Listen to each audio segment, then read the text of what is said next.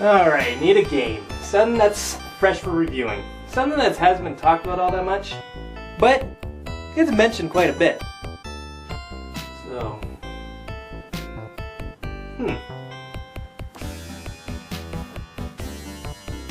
Ecco the Dolphin. This is...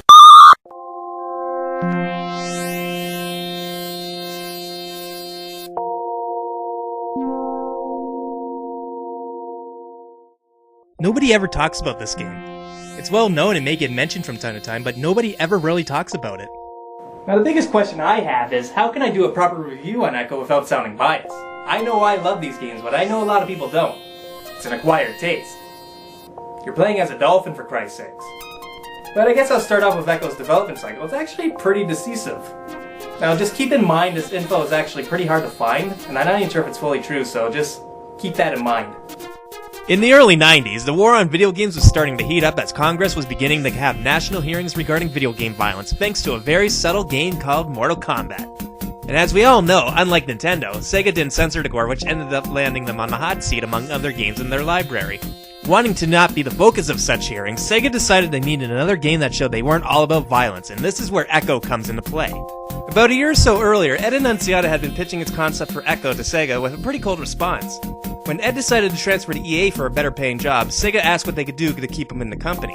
10 months later, in battle of creative control that Ed and Novatrade ultimately won, we were finally introduced to Ecco, the game that showed that Sega wasn't all about gore and violence. Let's see that commercial for it. I am concerned about the crew. After all, Ecco the Dolphin is not just a game, it is an adventure. The graphics are surreal. They don't want to go into the sea anymore. 27 levels of danger, mystery, and beauty, all through the eyes of a dolphin. Wait. 27 levels of danger, beauty, and mystery. A game that's directed towards kids. A game that was made infamously difficult because Ed feared and didn't want people who rented it to beat it on a weekend.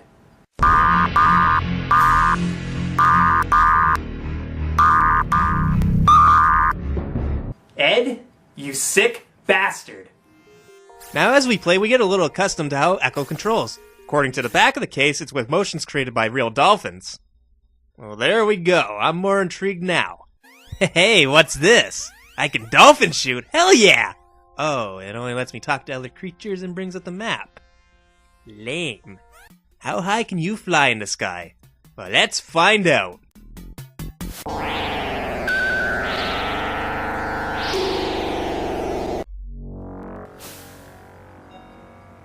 Well, holy shit!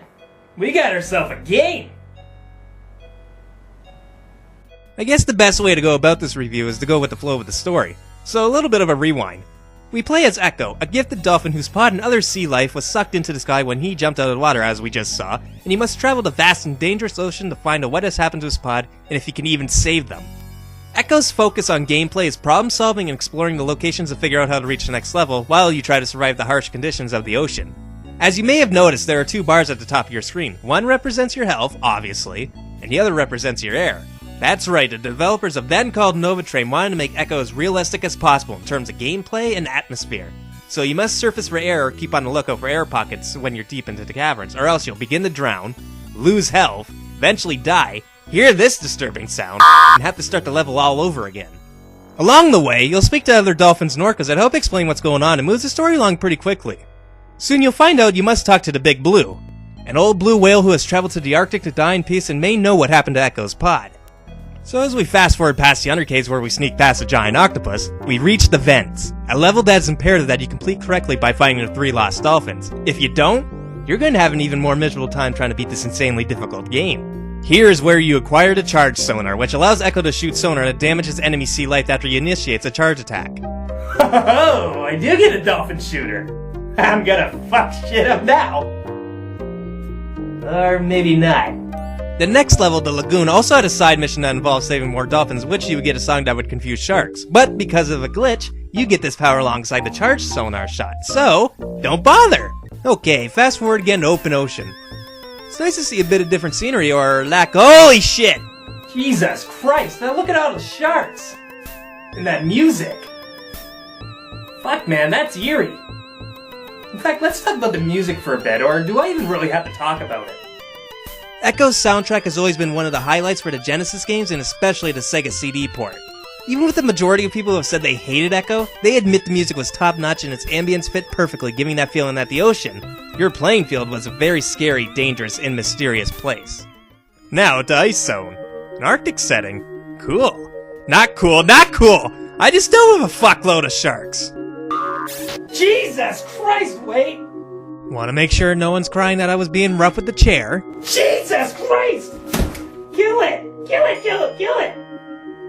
What the hell was that? A crab? Where the hell did you come from? And that scared the crap out of me. Look at the size of him. Let's put this into perspective. Echo's a full-grown dolphin, a pretty decent size, yet this crab is 2 to 3 times bigger than him. Could you imagine a crab that big in real life? That's horrifying.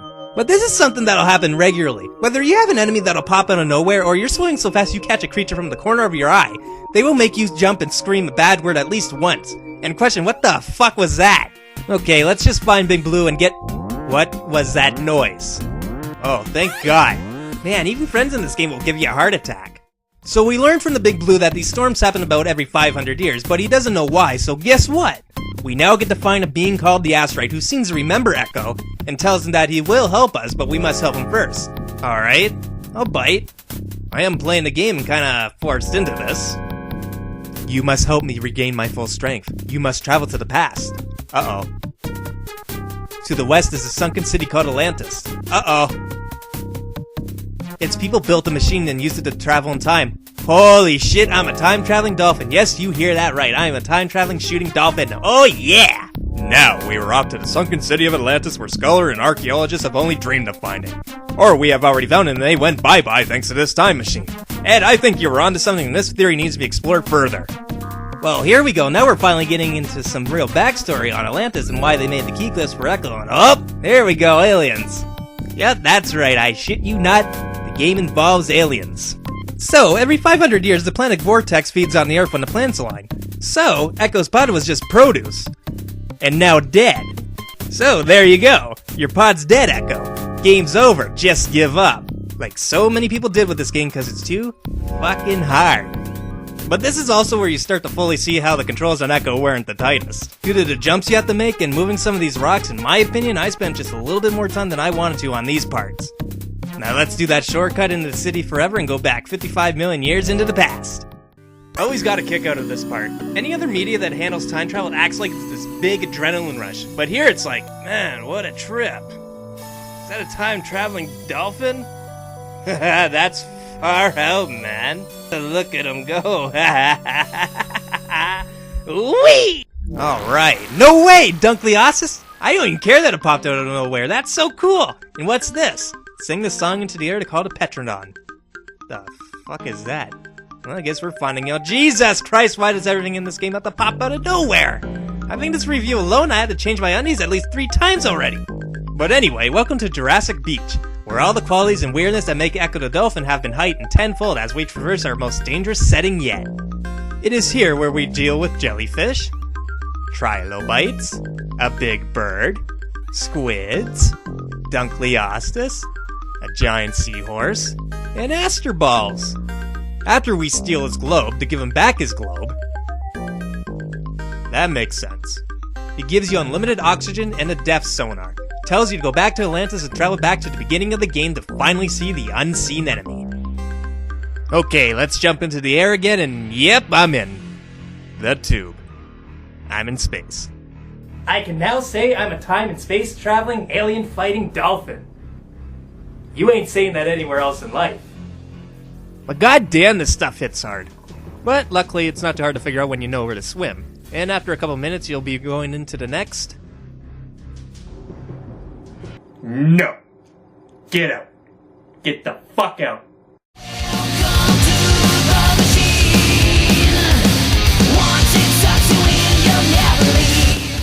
Fuck you! Like the tube, the machine is a scrolling level where the camera's constantly moving, but unlike the tube where the screen just keeps moving up, this level decides to move in all directions. And this is where we're finally introduced to the Vortex, the alien creatures that have been talked about and referred to for the majority of the game. Now before I lose my mind and go apeshit over the machine, I want to give credit to Novatrain and how they handled the Vortex. At the beginning of the game, you witness what they're capable of before you even know they exist. And as you go deeper into the game, you realize what you're up against. And from then on, the Vortex's essence hangs over you. And then you finally meet them face to face and you think, holy shit! Then you realize 2 sonar shots and they die. Haha, they're so weak. Which catches you off guard until they do hit you and then you're like, oh no! And then in comes rage. This stupid dumbass piece of shit motherfucking cunt-sucking color of a level can kiss my ass. Let's go over a list of why I hate this stage, shall we? Number 1. It's an auto-scrolling level. Okay, maybe this aspect isn't too bad on its own, but it's still infuriating when you get crushed because of a screen. Number 2. The Vortex. At least with the trilobites you had a chance to get away. These fuckers will drain your life. So you could be right near the end, but one Vortex gets lucky and you see that title screen over and over and over and over and over. Number 3. There are some tight holes you gotta squeeze through. You gotta be pixel fucking perfect on some of these or you ain't getting through, or for whatever reason you get bounced back and end up getting crushed. Number 4. It's trial and error. Trial and error is fucked to begin with, and that's what the machine is. It's just fucked. You gotta predict where the screen's going and knowing exactly where to be so you don't get squished. Number 5. It takes 10.5 minutes to complete. So let's put this into perspective, shall we? You have enemies that can health rape you, a screen that can crush you, types of fits in some spots, and you gotta predict and remember where the screen is going, and you do this all for 10.5 minutes. Alright, I did it! Now we're on to the final Aw, for fuck's sakes! No, you know what? I don't even care. I'm just so ecstatic that I finally beat the machine. I don't have to deal with it anymore. See, that's one of the things I like about Ecco the Dolphin. It doesn't matter how many times you screw up, as long as you get to that next level, you're good to go. Dirtball. You don't have to worry about it anymore. What? Look at your screen. No. That would have been my reaction if I didn't know about the A&N codes. Why do developers do this shit? Let's make one of the hardest levels in gaming existence and then reward them for actually completing it with sending them back to this 10-minute nightmare after dying just once. And this is the final boss. With any boss, you might die a couple times just trying to figure out how to beat it. But here, oh, you couldn't figure it out on your first go? Too bad. Get the fuck out of here and do the level over again. Why? I already beat it. Why do I have to redo something I already accomplished? And I know games like Ghosts and Goblins and Castlevania have done this. Doesn't make it right. Just like how I know the Japanese version sends you to the stomach instead of to the machine. Again, doesn't make it right. But at least with Castlevania, this shit usually happened when you got a game over, not after one fucking death. And this is the only time this actually happens in Ecco the Dolphin. Not once at any other point in the game does it actually send you back to a previous level due to dying. But you want to know what solidifies the fact that the developers were just being sadistic motherfuckers? After you finally defeat the Vortex Queen and watch the final cutscene, right before the credits start, guess what pops up? I shit you not, I can't make this stuff up. They give you the final code after you gouge her eyes out, break her jaw 3 times, and then crack her skull. If that's not the biggest middle finger in existence, I don't know what the hell is. And we're only at the halfway point. We still got Ecco 2, the Tide of Time to deal with, so until next time, we'll be dealing with that game. See ya.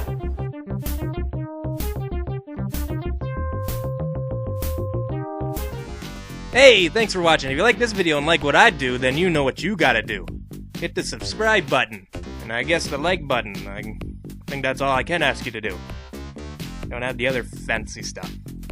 And if you did like this stuff, definitely check out last week's episode and the part 2. Oh wait, what? Part 1 of this 2-part. Shut up.